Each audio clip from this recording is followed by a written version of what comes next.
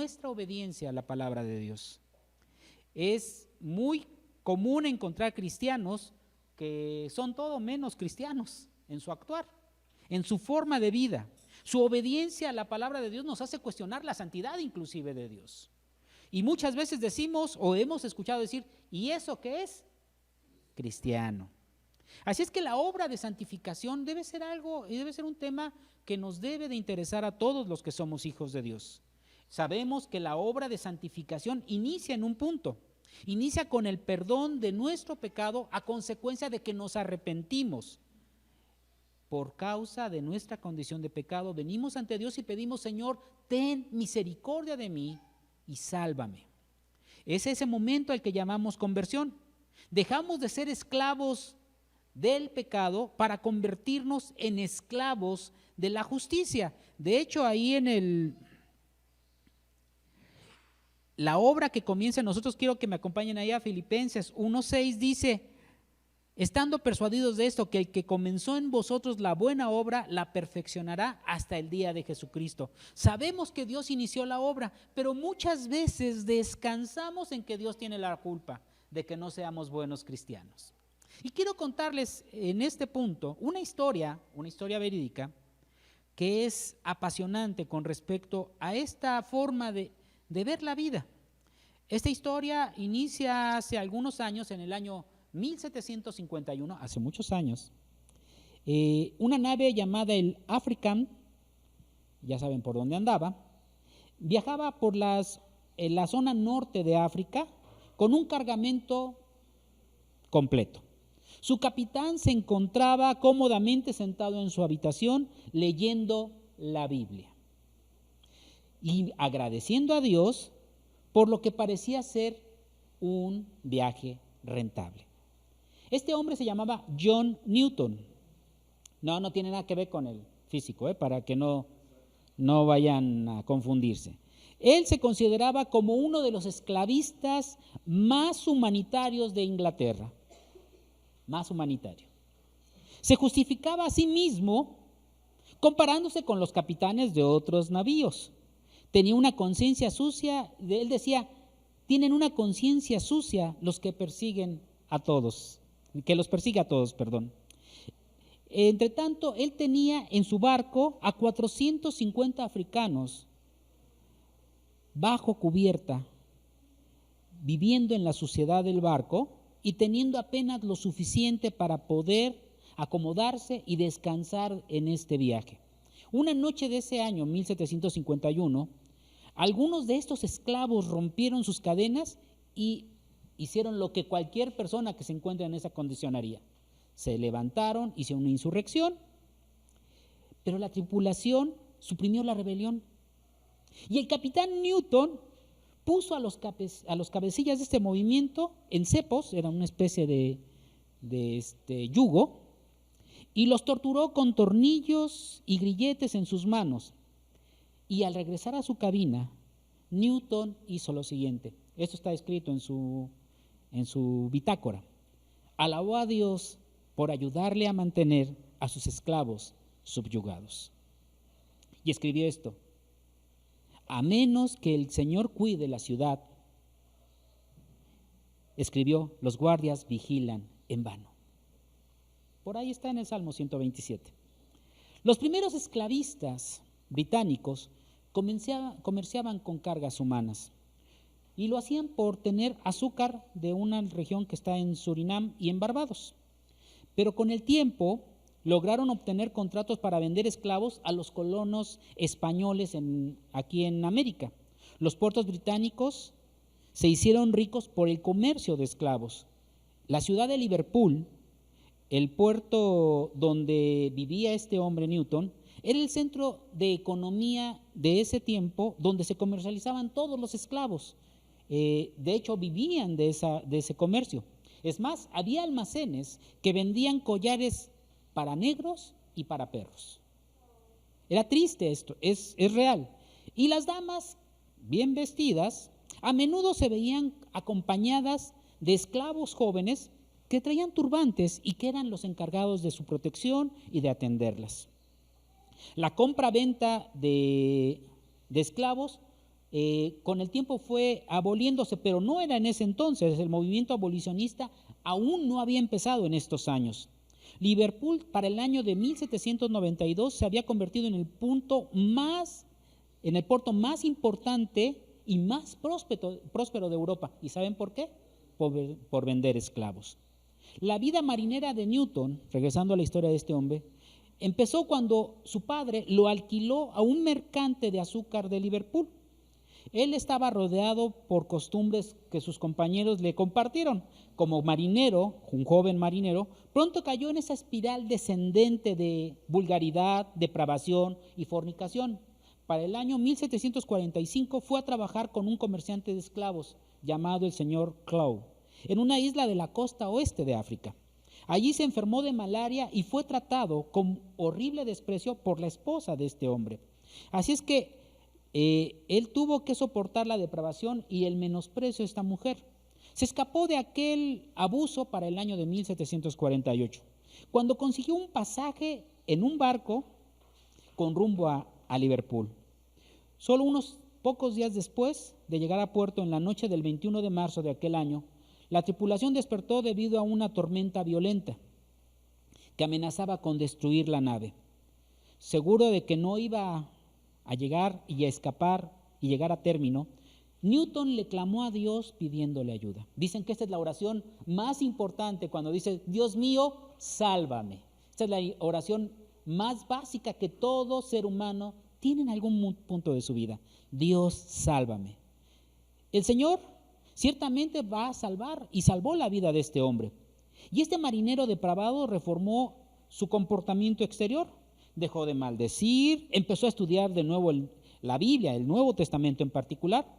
Sin embargo, a pesar de todos estos cambios, parece que nunca pudo ver la maldad de su trabajo como comerciante de esclavos. De hecho, Newton pasó 4 años más como capitán de un barco de esclavos, vendiendo cientos de hombres africanos a la esclavitud y todo el tiempo alabando a Dios por su provisión llena de gracia. La carrera de este comerciante de esclavos, Newton, finalmente llegó a su término para el año 1754, cuando sufrió un ataque epiléptico que luego nunca le permitió regresar a navegar.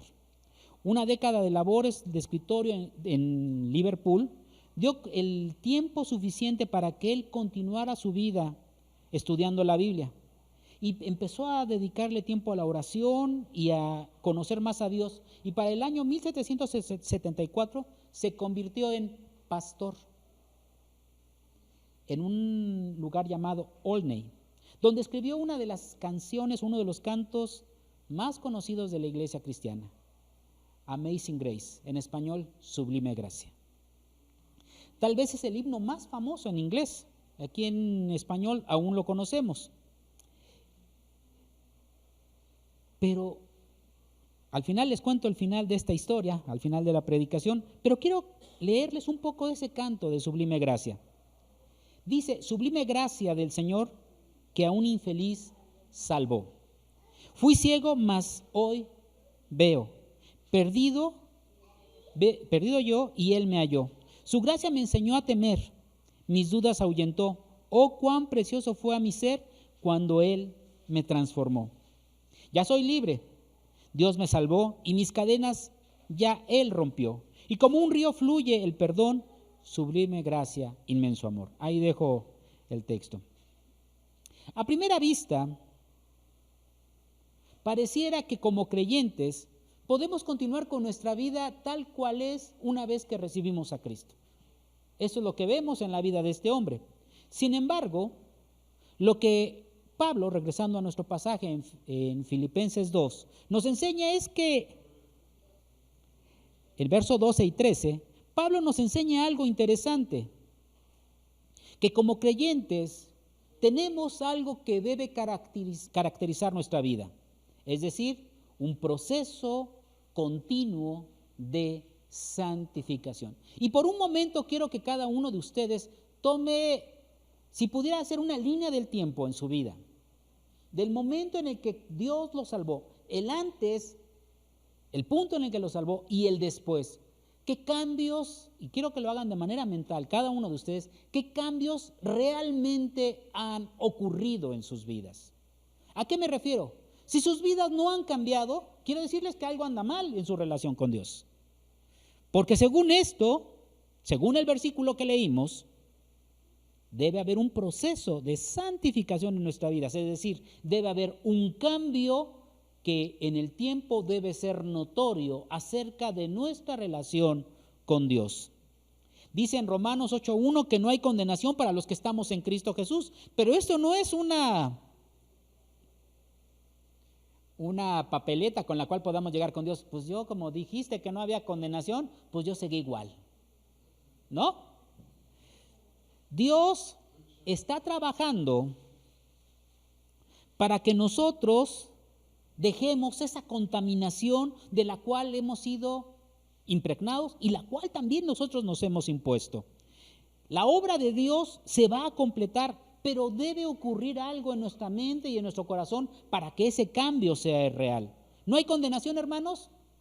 Amén. No hay condenación para los que somos hijos de Dios. Sin embargo, debido a este versículo, a veces entendemos que nuestro rol es confuso, porque algunos pensamos, bueno, pues Dios se va a encargar de todo, ¿no? En otras palabras, uno así se deja mover como si fuera un muñequito de trapo y Dios hace la diferencia. ¿Saben que esto ha ocasionado dos puntos de vista en el actuar y en la vida cristiana? Uno de ellos le llaman quietismo y al otro le llaman pietismo. Son dos movimientos desde este punto de vista. El quietismo dice, esto fue promovido por un grupo llamado cuáqueros, que era un grupo de cristianos que movían las enseñanzas acerca de Cristo, compartían su fe. Ellos decían que el cristiano no tenía nada que hacer en el proceso de santificación, porque esa era obra exclusiva de Dios. ¿Cuántos están de acuerdo con esto? Más le vale que me digan un punto de vista, porque necesito que me definan dónde están. ¿Cuántos están de acuerdo con esto? No, no hay problema, no se van a ir al infierno, nada más quiero saber. ¿Cuántos están de acuerdo con esto? Entonces tienen que estar de acuerdo con la otra. Es una, es otra. Esta redención es una experiencia post-conversión, es decir, Dios hace ese proceso, Dios hace todo en el creyente y Él nos da la victoria sobre el pecado. Esto es lo que enseña este punto de vista. Algunos llegan a creer que el creyente ya no peca. ¿Cuántos lo han pensado? Los creyentes ya no pecan. Y yo lo he escuchado. Somos cristianos, ya somos santos, ya no pecamos. Pues esto no encaja con nuestra vida, ¿verdad? ¿Qué dice Gálatas 2:20? Con Cristo he sido crucificado y ya no vivo, ya no soy yo el que vive, sino que Cristo vive en mí. Y la vida que ahora vivo en la carne, la vivo por fe en el Hijo de Dios, el cual me amó y se entregó a sí mismo por mí. ¿Quién vive la vida cristiana? ¿Cristo o yo? Según este versículo. Ya no vivo yo, mas Cristo vive en mí. ¿Quién vive la vida cristiana? Ahora vamos a Romanos 8:9, por favor. Acompáñenme, por favor. Me encanta ver lo que la Biblia dice porque nos confunde en ocasiones y no entendemos qué nos dice. Y depende de nuestro estado de ánimo para que nuestra respuesta sea consecuente. Dice Romanos 8:9. Sin embargo, vosotros no estáis en la carne, sino en el Espíritu. Si en verdad el Espíritu de Dios habita en ustedes. Pero si alguno no tiene el Espíritu de Cristo, o sea, esa persona no es de Cristo. Entonces esto es lo que tomaban los cuáqueros para interpretar la Biblia, para interpretar su conducta. Cuando el creyente llega a la completa entrega delante de Dios, ya no debe experimentar, según este punto de vista, ninguna tentación, porque Cristo se encarga del asunto. Por eso dicen, ya no pecan. A ver, ¿cuántos están aquí con este acuerdo con esto? ¿No? Bueno, entonces nos vamos con el otro punto de vista, el pietismo. ¿Qué decían estas personas? Se basa en la piedad personal del creyente. Están involucrados completamente en ser santos. Enseñan que el creyente debe involucrarse en la salvación. Todos los que somos envueltos en la piedad llegamos a enfatizar demasiado el logro personal. Tarde o temprano llegamos a sentirnos orgullosos de nuestros logros. Si llegan a pecar, caen en una desesperación e inclusive se llegan a deprimir. Volví a pecar. Los pietistas creen en esencia que la santificación es obra exclusiva del creyente. Es decir, es el resultado de su disciplina, de una disciplina cruel, cruenta, y solamente pueden vivir de una manera, ser santos. Y todo lo pasan sobre el tamiz de ser santos. ¿Cuántos están de acuerdo con esta postura? Pues entonces, ¿dónde están? Ustedes son otro rollo. ¿Qué entonces en qué creen? Miren, si hubieran sido sabios me dirían, lo que la Biblia dice. Lo que la Biblia dice. Pues sí, creemos lo que la Biblia dice. ¿Y qué dice la Biblia? Bueno, ya leímos los versículos. El equilibrio lo encontramos precisamente en estos dos versículos que vamos a estudiar hoy.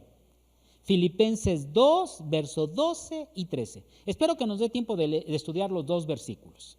Versículo 12 y 13. Esta es una paradoja bíblica. De hecho, de este tipo de paradojas tenemos muchas en la Biblia. Por ejemplo, ¿Jesús es Dios o es hombre? Los dos. ¿La inspiración es de Dios o del hombre? Hay cosas que están escritas por los hombres, también hay una inspiración, pero no es lo mismo. ¿Dios es el autor y el escritor es el autor? ¿O cómo? Decimos, lo que escribió Pablo, ¿lo escribió Pablo? ¿Sí lo escribió? Por eso son paradojas, no se angustien, no, tranquilos, es una paradoja, tranquilos. No es examen de admisión al cielo, tranquilos. La respuesta es ambos. El hombre tiene que ser movido por Dios para obedecer. ¿Ok? El hombre tiene que ser movido por Dios para obedecer. Pero debemos ocuparnos en obedecer. Segunda de Pedro 1:3 dice, todas las cosas que pertenecen a la vida y a la piedad nos han sido dadas por su divino poder. Si quieren, por favor, busquen Segunda de Pedro 1:3 para que vean que si es la Biblia lo que les estoy leyendo y que mi Biblia es igual que la suya para que no nos confundamos. Porque luego hay gente que me dice que no leo la Biblia, entonces quiero que veamos lo que dice la Biblia. El poder para obedecer es de Dios. ¿Está claro? El poder para obedecer es de Dios. En otras palabras, leer la Biblia sin el poder de Dios no te ayuda. Entonces sí necesitamos el poder de Dios. ¿Está claro? Y es importante que entendamos esto. Debemos ocuparnos en seguir la piedad. Entonces lo que a mí me toca es seguir la piedad. El creyente obra esforzándose en el proceso de santificación y Dios obra en nosotros. ¿Está claro? Se lo repito. El creyente obra esforzándose en el proceso de santificación y Dios obra en nosotros. En otras palabras, vamos al verso 12 de nuestro pasaje. ¿El creyente debe trabajar? Sí, hermanos, el creyente debe trabajar. Vamos a ver Efesios 2.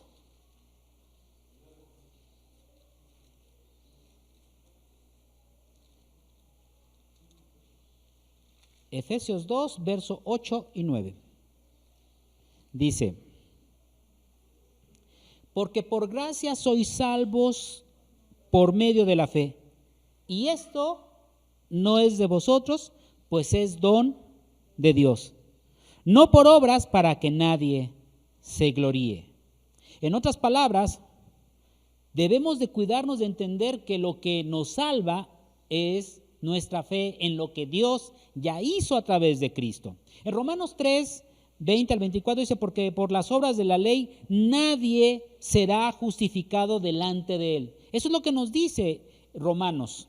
De hecho, en Gálatas 2:16 también dice, sin embargo, sabiendo que el hombre no es justificado por las obras de la ley, sino mediante la fe en Cristo Jesús, también nosotros hemos creído en Cristo Jesús para que seamos justificados por la fe en Cristo y no por las obras de la ley, puesto que por las obras de la ley nadie será justificado. Entonces, regresando a nuestro pasaje,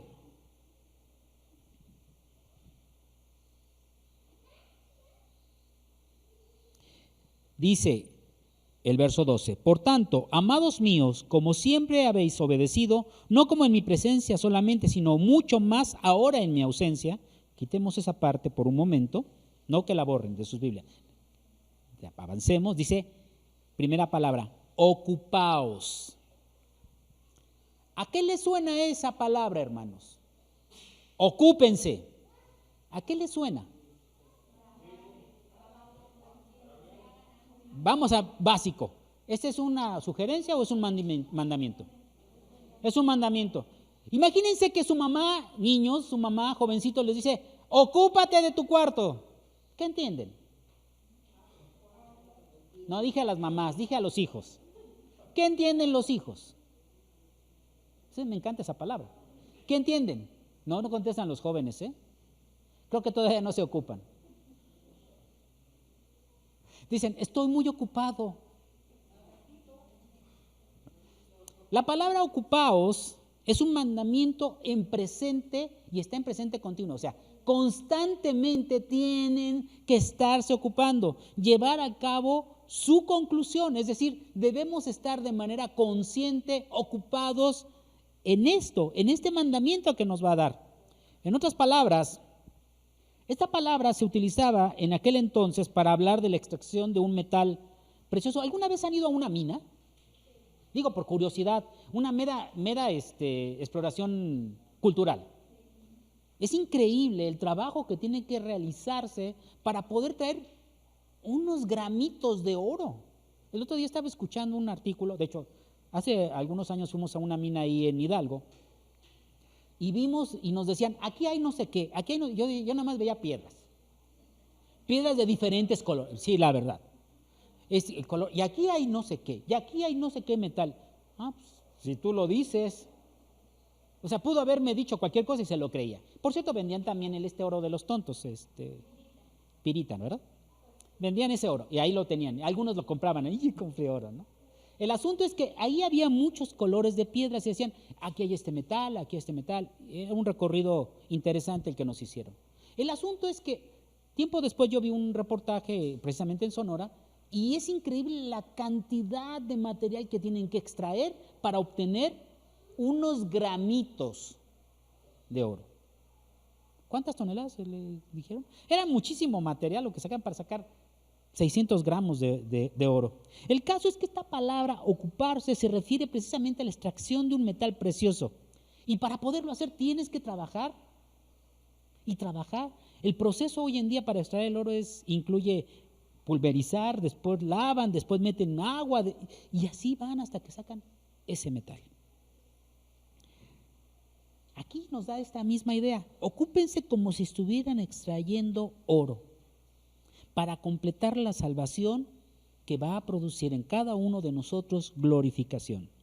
Romanos 8:23 dice, y no solo ella, sino que también nosotros mismos que tenemos las primicias del Espíritu. Ahora nosotros mismos gemimos en nuestro interior, aguardando ansiosamente la adopción como hijos, la redención de nuestro cuerpo.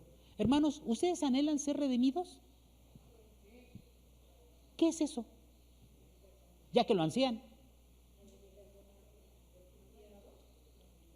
La redención de nuestros cuerpos. ¿A qué se refiere esto? Digo, porque si lo anhelan es porque saben qué es, ¿no? Pues sí, ya sé que redimirnos. ¿Qué es? Habla de una completa transformación de nuestro cuerpo. ¿Cuáles son los problemas que tenemos hoy en día con nuestro cuerpo? Además del sobrepeso. ¿Cuáles? Además de eso. El cansancio, enfermedad, debilidad, todas esas cosas que nos hacen sentirnos mal. Eso es lo que habla este versículo. ¿De veras lo anhelan? Dice aquí que tendrías que ocuparte de tu salvación con esa intensidad. Anhelamos eso. Entonces, estamos viendo que este versículo dice que es un mandamiento que debe producir evidencia de algo que ya ocurrió en nosotros. ¿Sí está claro? Es un mandamiento que busca que haya evidencia en ti y en mí. Regresamos a la línea del tiempo que les pedí que hicieran mentalmente, ¿sí? ¿O ya la borraron? Ahí la tienen. ¿Hay evidencia? No me contesten ustedes. ¿Hay evidencia? Nada más quiero que se califiquen si van por arriba o por abajo de la raya. ¿Hay evidencia? Piénsenlo bien. De panzazo, ahí tenemos uno de panzazo. Luego platicamos de ese tema. Dice Romanos 6:4, por tanto, hemos sido sepultados con Él por medio del bautismo para muerte, a fin de que como Cristo resucitó de entre los muertos para la gloria del Padre, así también nosotros andemos en novedad de vida. En otras palabras, deberíamos de estar como nuevecitos. Y aquí habla de la salvación, que es del bautismo, que es una evidencia física, bautismo en agua. Todo creyente tiene el poder, según esto, para vivir la vida cristiana. Quiero aclararles algo. Cuando Dios te da un mandamiento, no te avienta y a ver, hazlo. Es como cuando tenemos a un niño pequeño. A un niño pequeño no le vas a decir, come con la cuchara cuando todavía usa biberón. ¿O sí? No le vas a dar un cuchillo afilado cuando todavía no sabe ni usar la cuchara. Empiezas con un proceso de crecimiento, de madurez, pero al final, Dios, si te da un mandamiento, te capacita para que tú puedas obedecerlo, para que puedas cumplirlo. Entonces no tenemos excusa cuando decimos, pues ahí voy, o más o menos. ¿Sí está claro? No tenemos excusa. Así es que cuando yo les digo que hagan su gráfica de tiempo mental, debería haber una línea constante de crecimiento. Y este año deberías de estar mejor que el año pasado. Eso sí se los voy a preguntar. ¿Quién está mejor que el año pasado? Híjole. Sí, seguro. Voltas. Sí, claro, yo. Pero no levantan la mano. Sí, claro, yo. Sí. No me están mintiendo a mí, ¿eh? ¿Ok? Igual, bueno, gracias hermana por su honestidad. Igual, debería haber constante crecimiento. Eso es lo que Dios dice. Eso es lo que se refiere a este mandamiento. Entonces, el Nuevo Testamento nos enseña una actitud en un punto en la que debemos estar quietas, pero también somos responsables de presentar nuestros cuerpos a la justicia, es decir, dejamos que Dios obre, pero también tomamos responsabilidad por ello. ¿Qué hace un esclavo, hermanos? Y si no obedece, ¿qué le hacen? ¿Ya entienden por qué Dios disciplina? ¿Ya lo entendieron? Pero no nos gusta. Y no importa si te gusta lo que Dios te manda. La satisfacción no es una opción cuando uno es esclavo, ¿eh? Como creyente no se trata de que te agrade. Y a veces no nos gusta lo que Dios nos manda. Yo soy uno de ellos. Pero, pues no te pidieron tu opinión. Ni tampoco tu aceptación. Tú dijiste que sí cuando le dijiste quiero ser salvo. Ahora te aguantas. Y haces lo que Dios te manda. Vamos a ver qué dice 2 de Corintios 7:1. Digo, para darles una motivación, para que sonrían, para que se sientan bien. Fíjense, Pablo sabía lo que nos estaba diciendo. Así que, amados, ya relájense. Puesto que tenemos tales promesas, limpiémonos de toda contaminación de carne y espíritu, perfeccionando la santidad en el temor de Dios. Efesios 4:1, para que vean que hay otro pasaje que también tiene la misma idea. Yo pues, prisionero del Señor, os ruego que viváis de una manera digna de la vocación con que habéis sido llamados. Quisiera que subrayaran en ambos versículos algunas cosas. En el versículo de Efesios 4:1, vivan de una manera digna. Y en 2 de Corintios, limpiémonos de toda contaminación. ¿Ok? Contaminación o impureza, según tengan. Y también después perfeccionando la santidad. Ahí en 2 de Corintios 7:1. El apóstol Juan lo resumió de una manera muy sencilla ya en su primera carta. Hijitos, que nadie los engañe. El que hace justicia es justo, como Él es justo. ¿Ok? La vida cristiana no es una vida de quietud, hermanos. La vida nos dice que tenemos, la vida cristiana nos motiva, los escritos, la Biblia misma, nos dice que prosigamos a la meta, que hay un profundo llamado. Es más, Pablo hizo ilustraciones de que era una especie de competencia. Hoy en día que vemos los panamericanos, ¿vieron qué padres salen los mexicanos saliendo de atrás y corren y rebasan? Pues esa no es la idea que da la Biblia. Sí, no estás compitiendo con nadie, es tu carrera, es tu carrera. Nadie va a tu lado que te va a rebasar. Imagínense los que van corriendo y ven que los rebasa alguien, hijo, se siente re feo. Imagínate, tú eres el que rebasa, sientes bien padre, porque no, aquí vas solo. Hay una meta para ti, hay un logro para ti, hay un premio para ti, pero tú tienes que correr. Digo, cuando te van persiguiendo, corres. Pero cuando vas solo, muchas veces dejas de intentar y de esforzarte. Creo que eso es lo que muchas veces nos pasa como creyentes. Sí, vamos caminando, dices, vas corriendo, pero cuando no viene nadie, empiezas a trotar. Sigue sin venir nadie, empiezas a caminar. Hasta que a veces pues te quedas parado. Eso describe muchas veces la vida que como cristianos tenemos. ¿Quiénes son los que progresan o prosperan más rápido en la vida cristiana? Los que corren, los que se esfuerzan, aunque nadie los esté viendo. ¿Qué otra cosa pasaría si ahí va el entrenador junto de ti, te va diciendo, córrele, córrele? Pues ahí vas. Y a veces se nos olvida que Dios está así al lado nuestro diciendo, échale ganas, esfuérzate, avanza. Pero nosotros decimos, te pones tus audífonos, hoy en día se acostumbra, te pones los audífonos, pones tu playback o playlist y vámonos. Y vámonos. Y empiezas a caminar. Cuando vas solo, sientes que nadie te va a juzgar, sientes que nadie te va a motivar. Pero la vida del cristiano es algo que tenemos que estarnos esforzando. La Biblia nos dice que hay una gran nube de testigos que, hablando de ti, sí. Mirándote, sí. Evaluándote, sí. Y muchas veces esa nube de testigos no son miembros de la iglesia, aunque a veces sí. Sí son miembros de la iglesia. Pero muchas veces es gente que no es creyente y está viendo cómo vives tu vida. No tenemos margen de error, hermanos. Deberíamos de ser constantes y continuos en nuestro esfuerzo. Yo sé que alguno me va a decir, oye, pero el testimonio que nos acabas de mencionar y ve el canto que escribió, que todavía es un gran éxito hoy en día. Todavía no terminó la historia, espérense. Todavía no termina la historia, espérense.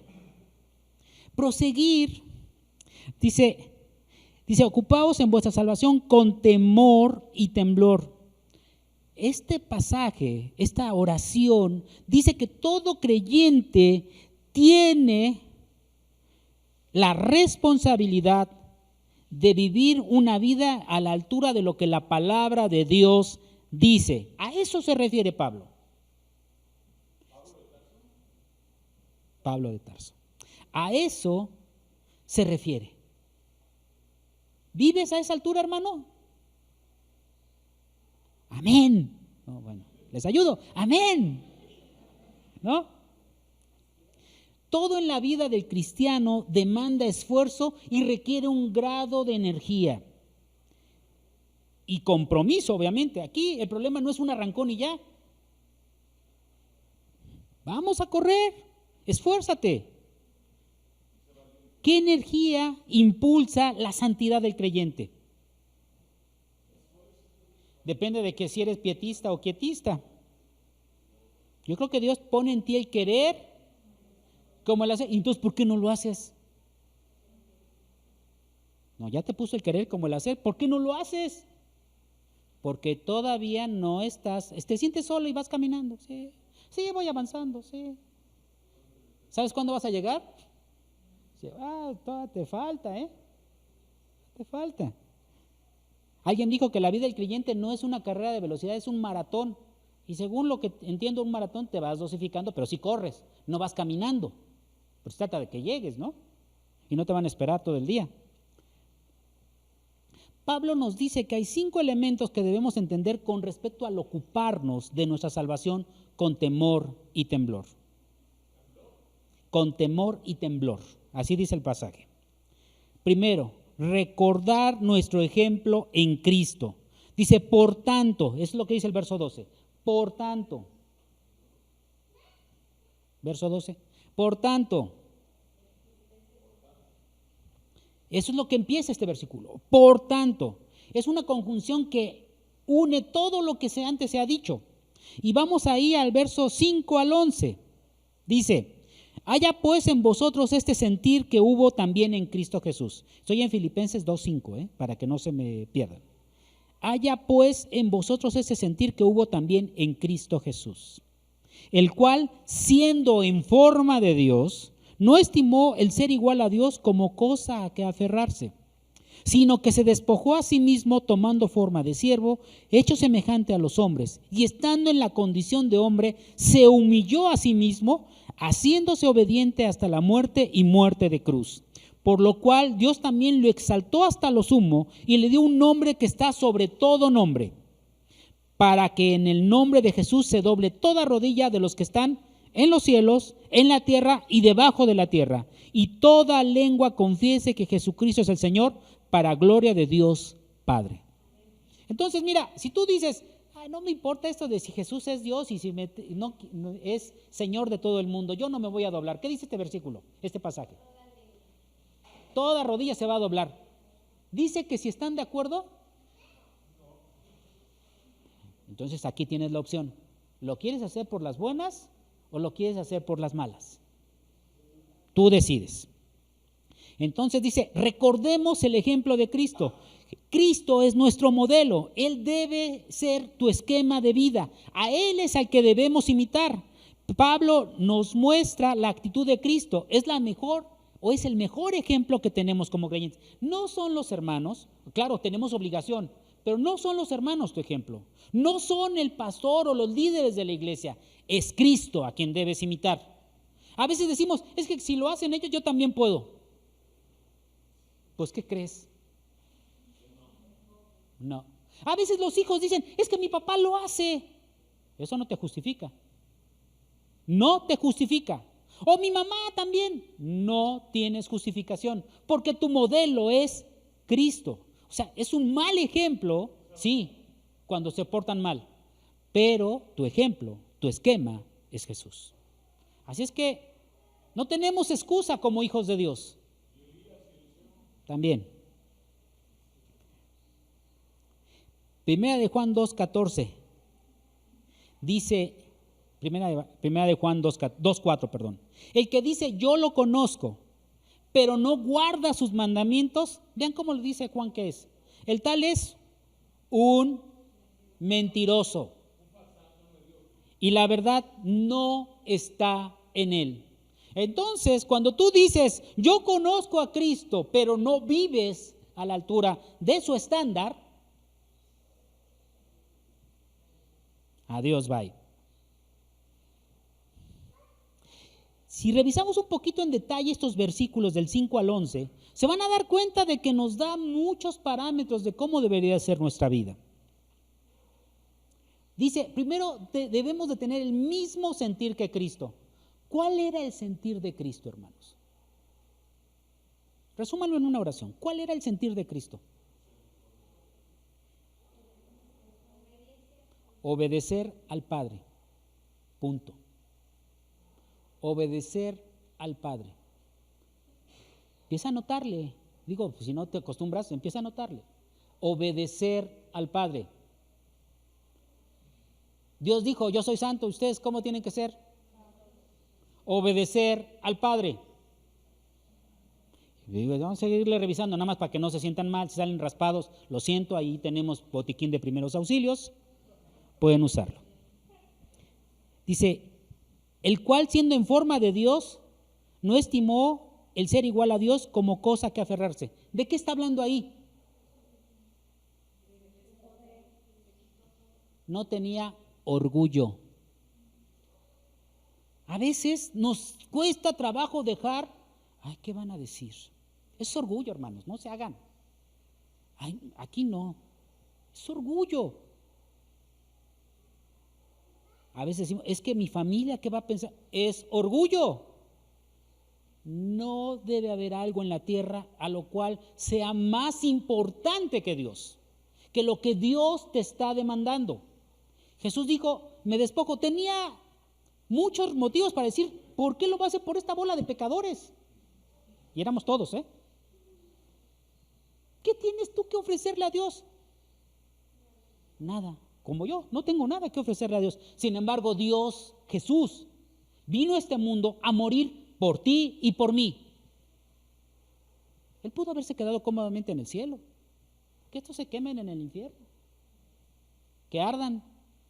A veces así nos sentimos. Ojalá y el Señor mande sus llamas para que los mate. Jesús no lo hizo así. Tendrías que despojarte. ¿Qué es lo que te impide ser hijo cabal y comprometido con Dios? ¿Qué es lo que te obstruye esa actitud delante de Dios? Seguimos. Dice, verso 7, sino que se despojó a sí mismo tomando forma de siervo. O sea, tenía él todo el derecho a llegar y decir, yo soy Dios. De hecho lo digo. Bien, a veces decimos, y la verdad yo también lo llegué a pensar, si yo hubiera estado cuando los judíos ahí, que Jesús, voy a parafrasear sus frases y mis frases, yo no hubiera permitido, yo sí lo hubiera obedecido. No es cierto. Hubiéramos estado con los otros, crucifíquenlo. O me hubiera escondido, como también lo hicieron otros. Porque no quisimos, o porque no queremos muchas veces despojarnos. Jesús se humilló y a uno le cuesta, ay no, mi orgullo nadie me lo quita. Yo he visto gente y he escuchado en mi familia y en otras personas, a mí mi orgullo nadie me lo quita. Ay, ¿de qué estás orgulloso? Somos mexicanos para empezar. ¿De qué estás orgulloso? Ay, ¿cuántas medallas llevamos ya? Llevan, porque yo ni hice nada. Lleva 100 medallas. Qué bueno que lo hicieron. Pero ni siquiera eso es importante. No es importante. No hay nada en esta tierra que debería ser motivo de tu orgullo. No hay nada. Pero, ay, mi orgullo. De eso no vive nadie. Si me tiran, mi orgullo me levanta. Es otra frase que por ahí hay. Los absurdos de la vida, pero bueno. Y luego dice que él se humilló en forma de siervo y se hizo semejante. Fíjense qué vergonzoso para Dios compararse con nosotros, que bola de pecadores. Y Dios dijo, me voy a parecer a ellos en lo físico, pero no en el pecado. Ay, no, que Dios me libre de verme con esa gente. ¿No? Verso 8. Dice, y estando en la condición de hombre, se humilló a sí mismo, haciéndose ¿qué? Esa palabra, subrayenla ahí, con letras rojas, márquenla en colores, obediente. Obediente. Claro, pero a la condición en la que tenía que morir.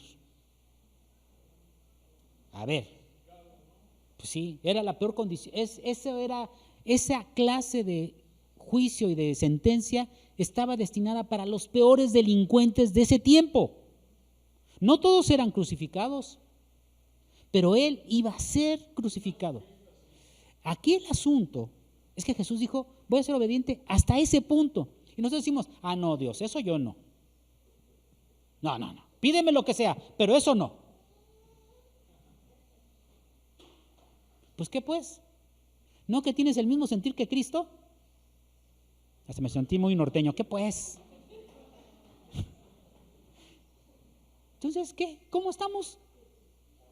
¿Cómo estamos, hermanos? ¿Tienes el mismo sentir que Cristo? Deberíamos tenerlo. Y ahí viene la recompensa, verso 9 al 11.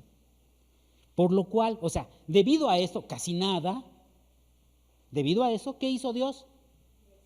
¿Sabes que hay una promesa de que Dios te va a exaltar si eres, así como lo dicen estos versículos? ¿Sí quieres que Dios te exalte? Ah, no, sí todos queremos, pero sin esfuerzo. Sin esfuerzo. Y vamos caminando, regresando a metáfora del maratón. Vamos caminando, no vas a llegar. Necesitamos poner nuestro esfuerzo. Pero regresando a nuestro versículo, ya relájense, ya lo superamos esto. Después del por tanto, amados míos. Dice, después de tanto reglazo, todavía te dice que te ama. Amados míos. Esta palabra es ágape. La traducción ahí es agapetos, que dice y que muestra la paciencia y el amor de Dios por cada uno de nosotros. ¿Qué significa esto? Dios sabe que somos esa bola de pecadores. Dice, yo sé que van a fallar, pero aún así los sigo amando.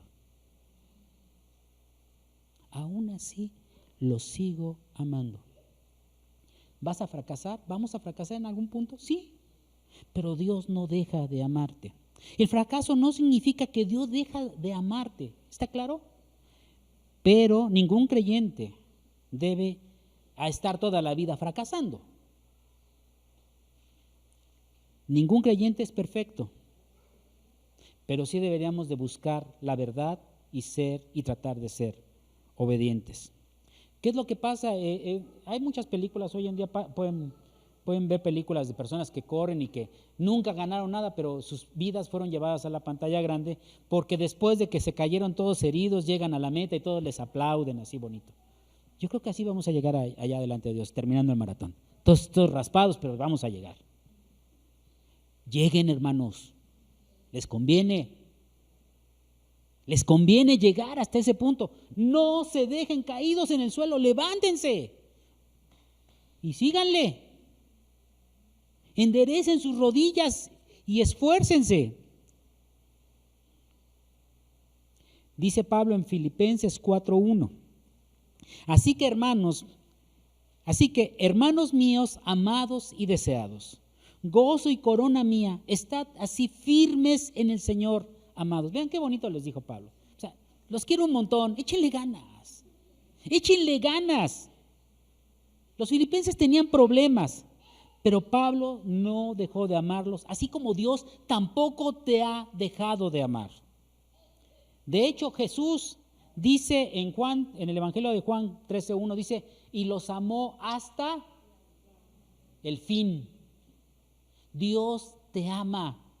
Si has fracasado, Dios te sigue amando y te sigue extendiendo su misericordia para que tú continúes esforzándote.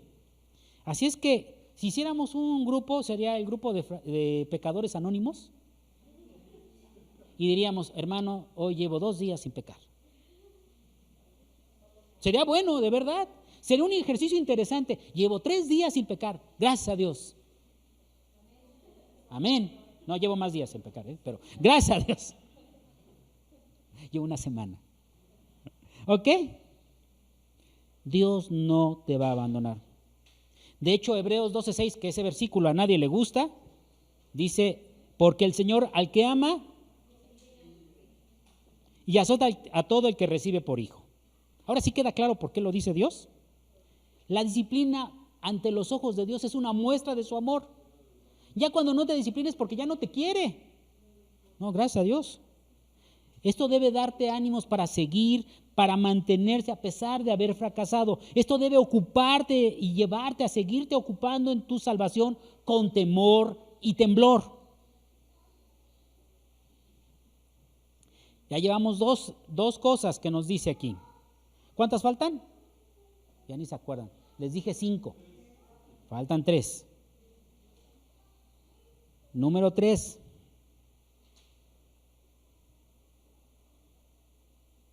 Obediencia. Dice, como siempre habéis obedecido. Yo lo pondré entre comillas, como siempre han obedecido. Ajá. Lo hacía por fe Pablo.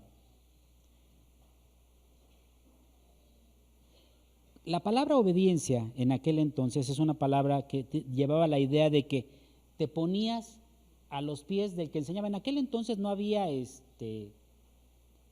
sillas para que se sentaran, se recostaban en pequeños cojines en el suelo, y el que hablaba se ponía de pie. Entonces, el que escuchaba era el que estaba ahí atento, sentado a los pies del que estaba instruyendo. Esta palabra lleva esta idea. Escuchen lo que Dios dice. Pónganse bajo la enseñanza de alguien que les enseñe. Es decir, cuando Pablo decía, yo fui educado a los pies de Gamaliel, es decir, yo le puse atención, y sí, miren que sí le puse atención. El evangelio es un mandamiento, no es una opción. Y de hecho, este mandamiento nos lleva a que tenemos que ser obedientes, hermanos. Dios quiere que te ocupes de la obediencia. Bajo los pies de la enseñanza y la instrucción santa que la palabra de Dios nos da, deberíamos de estar poniendo atención a su palabra. Ahora, cuando tú obedeces, le estás dando testimonio a la gente de tu arrepentimiento. Le estás mostrando lo que crees. Romanos 1:5 dice, por medio de él recibimos la gracia y el apostolado para conducir a todas las naciones a la obediencia de la fe por amor de su nombre. Dios te ha llamado a que lleves a otros a obedecer a Dios. No a que los estés juzgando y criticando, sino llévalos a obedecer. ¿Cómo quieres que te lleven? ¿A la buena o a la mala? Claro. ¿Y cómo quieres que te trate la gente? Oye, pues la regué, sí, con amor, con el mismo amor que tú quieres que te traten cuando tú fallas. Así tendríamos que llevar y exhortar al arrepentimiento a los hermanos en Cristo. No solo compartimos el evangelio, sino que además compartimos los mandamientos de Dios. La forma de vivir santa, la vida cristiana es una vida de obediencia a la doctrina de los apóstoles, a la palabra de Dios. No quiero decir con esto que siempre vamos a estar de acuerdo, porque hay cosas que sí nos parecen duras, difíciles de aceptar. Eso de sujétate, ¿cómo? Ora por los que te maldicen, hijo, pues ¿cómo? Son cosas que son difíciles. Número 4, ya llevamos 3. No les voy a preguntar cuáles porque seguro no las anotaron. Número 4, recordar que tenemos recursos espirituales y también tenemos responsabilidad. Dice ahí, no como en mi presencia solamente, sino mucho más ahora en mi ausencia. Cada creyente es responsable de su salud espiritual, hermanos. De ver que la obediencia que Dios ha dado a la palabra de Dios es nuestra obligación. El crecimiento espiritual no depende ni de los maestros de la Biblia ni del pastor. ¿Saben de quién depende? De cada uno de ustedes. Si tú no tienes salud espiritual, es porque tú no te has responsabilizado y porque no has usado los recursos que Dios te ha dado. ¿Cuáles son esos recursos? Primero, y uno de los más importantes es el Espíritu Santo. Segundo, también importante, su palabra. Si tú no tienes una buena comunión con el Espíritu Santo y no lees la Biblia, dudo mucho que seas obediente. Pues el pastor dijo hace una semana y si les pregunto qué dije no se acuerdan. Está comprobado. Por eso los exhortamos a que lean la palabra de Dios, a que oren, a que intimen con Dios, porque es su única defensa en contra de la obra del enemigo. ¿Saben lo que dice la Biblia del diablo? Dice que anda como león. ¿Qué? ¿Anda descansando? ¿Y a quién devora el león? Si ustedes ven esta alegoría, ven los animales, normalmente siempre matan al más débil. Pregunta, ¿eres el más débil de esta congregación? No, ¿cómo crees, hermano? A ver si no corres. A ver si no corres. Síguele caminando, síguele. Ahí tú sabes. Y número 5. Dice ahí al final, ocúpese de vuestra salvación con temor y temblor. El asunto de la salvación es un tema muy serio. Nuestra salvación está segura en Cristo. Dios te ama, nos ama, pero debemos estar conscientes de que el pecado tiene consecuencias. Subrayen eso, el pecado tiene consecuencias. Temor viene de una palabra que yo creo que van a reconocer. Fobia. La palabra en griego es phobos, se traduce como temor. Phobos. Phobos. ¿Qué significa la fobia? Temor a algo. Miedo irracional. Ocúpate de tu salvación con fobia. O sea, no te la confíes, ¿eh? Y temblor. Temblor se refiere cuando hay un golpe, hay un trauma, es lo que habla aquí es una consecuencia, está temblando por el dolor. A ese temblor se refiere. Algo que te duele mucho por causa del golpe. Esta actitud es tener una actitud de no quiero ofender a Dios. No quiero ofender a Dios. Temor a perder nuestro testimonio. El no usar nuestros recursos espirituales para la edificación del cuerpo de Cristo. De hecho, en Proverbios, yo creo que se lo saben, Proverbios 1:7 dice, el principio de la sabiduría es el temor a Jehová. Los insensatos desprecian la sabiduría y la enseñanza. O sea que cuando tú no le temes a Dios, eres insensato, necio, fatu, y hay otras palabras. Insensato. Isaías 66:1. Jehová ha dicho, el cielo es mi trono y la tierra el estrado de mis pies. ¿Dónde está la casa que me habéis de edificar? ¿Dónde está el lugar de mi reposo? ¿Existe algo que podamos hacer por Dios? Y con esto vamos concluyendo. ¿Existe algo que le podamos dar a Dios? Fíjense lo que dice en Isaías 66:2. Mi mano hizo todas estas cosas, así todas ellas llegaron a ser, dice Jehová. Pero yo miraré a aquel que es pobre de espíritu, pobre y humilde de espíritu y que tiembla ante mi palabra. Esto es lo que Dios busca de ti. Que seas humilde de espíritu y que tiembles ante su palabra. ¿El fracaso es posible en la vida de los cristianos? Sí, pero podemos regresar a la senda mediante el arrepentimiento. Conclusión, hay 5 elementos que debemos cuidar para ocuparnos de nuestra salvación. Dios obra para que tú recuerdes y yo recordemos que Cristo es nuestro ejemplo, que somos amados y que debemos ser obedientes a su palabra, que tenemos recursos espirituales y que tenemos una responsabilidad delante de Dios. No debemos olvidar que hay consecuencias del pecado. Pensemos en todo esto para ocuparnos de nuestra salvación con temor y temblor. Quiero terminar la historia con la que empezamos al principio. Su estudio de la palabra de Dios de John Newton finalmente lo llevó a arrepentirse por su participación en el comercio de esclavos. Y pasó el resto de su vida trabajando y orando para que la esclavitud fuera abolida.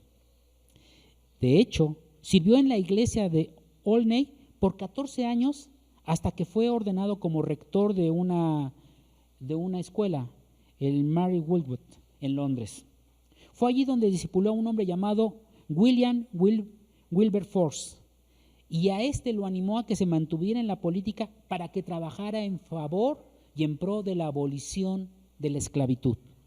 El arrepentimiento de Newton fue un proceso muy largo. No fue algo que empezó de un día para otro, no es algo que ocurre mágicamente. De hecho, no hubo un solo evento que fuera cataclísmico en su vida. Él continuaba recordando ese 21 de marzo de 1748, la noche de esa tormenta, como un día santo, pero también sabía que sus reformas exteriores no constituyeron un verdadero arrepentimiento. El Señor trabajó en su corazón por muchos años, casi de manera imperceptible, antes de que él pudiera escribir verdaderamente las palabras inmortales que hizo. Una vez estuve perdido, pero ahora he sido encontrado. Fui ciego, pero ahora veo. Esta es la gracia que los pastores mismos hemos recibido de parte de Dios, de un Dios misericordioso. Tú la has recibido. Esa es la gracia que con gozo podemos proclamar cuando nos arrepentimos delante de Dios. Yo quiero invitarte, hermano, así como este hombre lo hizo en algún momento, si hay algo de lo cual tú quieras confesarle a Dios, que realmente quieres renunciar para que vivas una vida santa, Hoy tienes esa oportunidad. No te esperes más. No le des más vueltas a ese pecado. Tenemos que ocuparnos de nuestra salvación con temor y temblor. Así es que ahí donde estás, no les voy a pedir que se paren porque luego se paran todos en automático. Yo quiero que tú, que sabes que Dios te está hablando, le digas a Dios de qué te quieres arrepentir. Y sinceramente pongas delante de Dios tu condición y que Dios, yo sé, quiere perdonarte. Señor y Padre, que estamos delante de ti, Señor. Tú que estás en el cielo, Dios. Tú que conoces, Señor, nuestro actuar y nuestro obrar. Hoy venimos delante de ti, Padre Santo, reconociendo que no somos perfectos, que hemos fracasado y que hemos fallado en muchos momentos. Hoy te pedimos, bendito Dios, que nos des, Señor, ese querer como ese hacer tu voluntad. Permite que sigamos el ejemplo de Cristo, que anhelemos ser obedientes a tu palabra, recordando en todo tiempo que tenemos recursos valiosos que tú nos has dado para ser santos, Dios. Hoy te pedimos, Padre, que nos ayudes a tener temor, Señor, de esas consecuencias del pecado, que nos permitas vivir a la altura de tus mandamientos, para que tú seas glorificado. Y un día, Señor, cuando estemos en el cielo, tú seas glorificado por muchos hijos tuyos que reconocen, Señor, y agradecen tu misericordia y tu amor por cada uno de nosotros. En el nombre de Cristo Jesús. Amén.